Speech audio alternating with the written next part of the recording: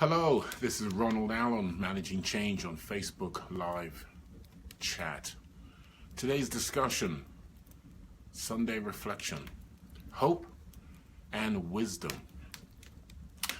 Some of you have sent me text messages over Messenger, and some have found my contacts over the various social media, whether it's Google, Twitter, etc. And you've always asked me, what is this about the fireplace? Especially this part, right? This part right here. Well, you may have picked up one of my discussions earlier that in London we had a fireplace. And it wasn't one which is more aesthetic and certainly a support heating system. It was the heating system. And I have to admit, I love the smell of a good fire. I love the smell of the ash. It's just a warm, inviting, pleasant experience. And so I hope I answered that. It's pretty much hardwired, because some days where it might be even a little warm, I'll have a little fire. And I use it as the backdrop to my Sunday reflections because of that very point. To me, it's an anchor. So the discussion for today is hope and wisdom. Now, I could show you two books that I'm taking the discussion from.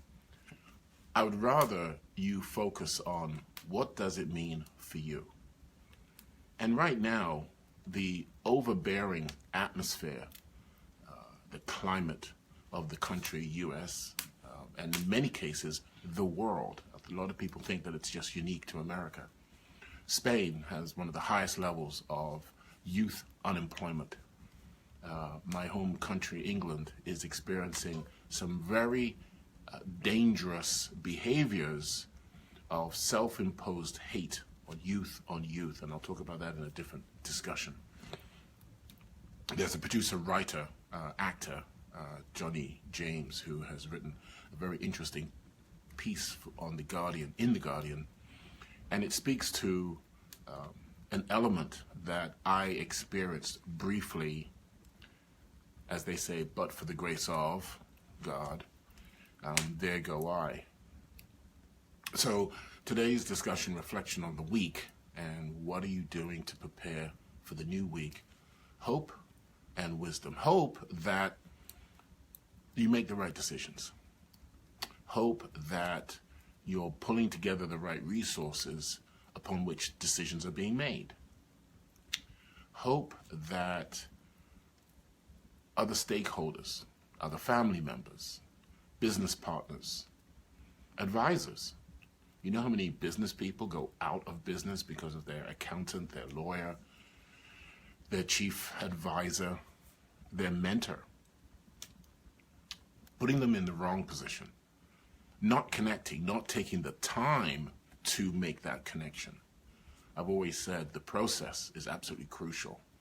And within that process, we validate, we create a litmus test, right? Is this right? Is this what I believe? Is this turning out? I'm not going to wait for the end. You know, in project management, we talk about waterfall and agile. And many people who have come from the waterfall approach believe that you start with a process, an idea, a design, a charter and a scope, and you work through all the necessary steps to deliver a product, only to find out that perhaps 3 months into, things have changed, markets have changed, interest has changed, resources, access to resources, subject matter experts availability has changed. Has that happened to you in your week? When you started out on Monday, did Tuesday come about the way you thought it would? Was Wednesday manifest the way you wanted it to? Did Thursday show you that you were still on track? So hope is certainly an innate human behavior. It is learned, by the way. It is learned. Therefore, immediately I think of what is the opposite. Despair. Despair can come in the form of pain and suffering. And you know, in our strategic studies, which again, I credit this to Dr. Chloe Medanes and Anthony Robbins, Mr. Anthony Robbins, as I will address him accordingly, because I want a certain distance. Comfort is a dangerous place. Comfort is a place for me that people assume they can say and do things. And I've certainly corrected, and I will, certainly as I continue to circumnavigate the sun, be very willing to correct people, because assumptions are not founded. Validate them. Back to hope. So hope is, will my children am I giving my children a better mindset, a framework upon which they can make better decisions?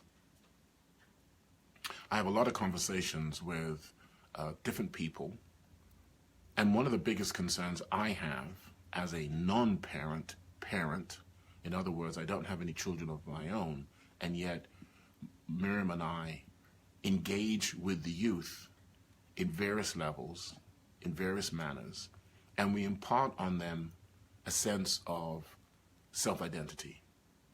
So if we are going to do that, self-identity, are we going to bring the baggage of yesteryear? They should learn it, no doubt about it. There's Weinstein, she's a writer, I believe, for Elle magazine in New York. Been around for a long time, very quietly opinionated. And in one of her interviews, she said, as a Jew, I don't forgive. And I thought that was so profoundly beautiful, because everybody is so quick to say, I'm sorry. You know, these cabinet members, these corporate executives. To me, sorry is for a child, not for an adult. You say sorry as a child. We have to elevate our expectations of how we behave, how we think, and then that must go out into the world. It's not to be stuck up or stiff or non-flexible. It is understanding that you have reached a level, and certainly been exposing yourself to people that will want to follow you, that want to learn from you, and so you must be aware. I'll give you another quick story. I go to a dollar store early in the mornings, and this young lady, she was talking on the phone, and it was on a headpiece. She was registering, checking me out. And she said to the person, yes, my son is going to be in the dojo. They just came back from Taiwan. Well, I waited for the next day, a couple of days down the road, and I said to her, how long have you been in martial arts? We got into an exchange and talked about her different styles. I said, it's a great art of discipline. And she said, it sets you up to understand the environment you're in. Enlightenment, self-awareness. Sorry is for kids. You go through life, you must accumulate and amass a certain level of, I understand the gambits, I understand the smell of the air that doesn't seem right. Think about that, right? You hear somebody, you see somebody, the way they approach you, the way they don't look at you. You go out at night, you go into a certain neighborhood, and I'm not, pause. They crucified Jesus. They shot John Lennon in a multi-million-dollar neighborhood. There is no safe neighborhood. It is an understanding of where you are, what you represent. And whether you are the caregiver at night, maintaining a building, someone's private home, and there are issues in that home, and you could be the brunt. You could be the brunt of their undoing, right? Because you're in that space.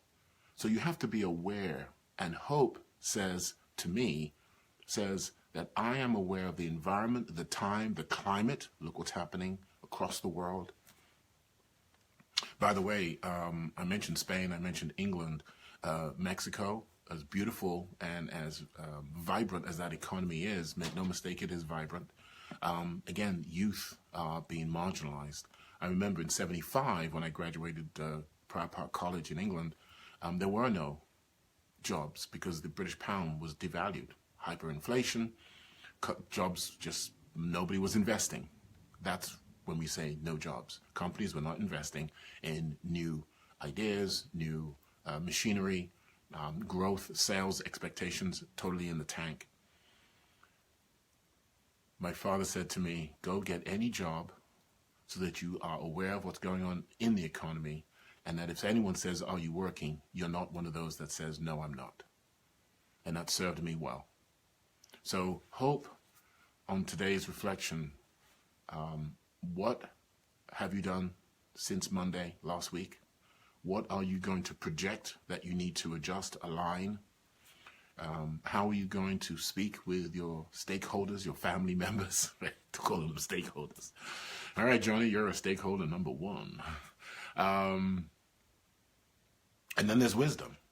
The wisdom comes from your experiences. The wisdom comes from your frustration of not achieving those milestones, not achieving those outcomes, not getting what it is that you want, and you've worked hard for it. You've positioned yourself. You know, we talk about gambits in another session, and that is any chess move, specifically in relation to chess, that favors an outcome. And we can use that strategy, what I call tactical strategic gambits, in life. And that's really what today's discussion is about in Reflections. So my fire has died down, although it's still going. It'll come back up in a moment. And isn't that very much like our energy, right? We go up and we come down, and we go up and we come down. And the management of our state is to have a relatively even keel, right? Like the ocean coming in and out. We must take umbrance. Alice in Wonderland, I just love it. Sorry guys, I'm just a kid at heart. Cartoons, I love that stuff. She talks about umbrage, which is a made-up fictitious town. We must take umbrage in that today we have a goal. We're in not necessarily a great position, and we can work our way through by being earnest to ourselves, having hope, and the wisdom of past experiences that move us forward into our future. All right? So I'll finish up today. I hope you have a great evening. It is cold outside, although the light is still out, the sun is still shining. It's starting to set. Spring is definitely here, by the way. If you noticed, it's getting light earlier, and the light going down at night is just as beautiful. Try to go out and enjoy some of it, even if you have to drive to a nice location. I remember even our first house in Essex County, northern New Jersey, we drove up to, I think it was called Westmount, and it was overseeing eastern New Jersey into the Bay, New York, upstate, I say upstate, uptown, and of course, Statue of Liberty, and that was absolutely beautiful. You've seen some of my current abodes of sanctuary, right? White Boggs Blueberry Farm, and right behind us when we walk 1.7 miles, approximately 2 miles, into the woods. Those are our sanctuaries. That is our way, a place to go and reflect. Where's yours? This is Ronald Allen, Managing Change on Facebook Live Chat. You know where to find me.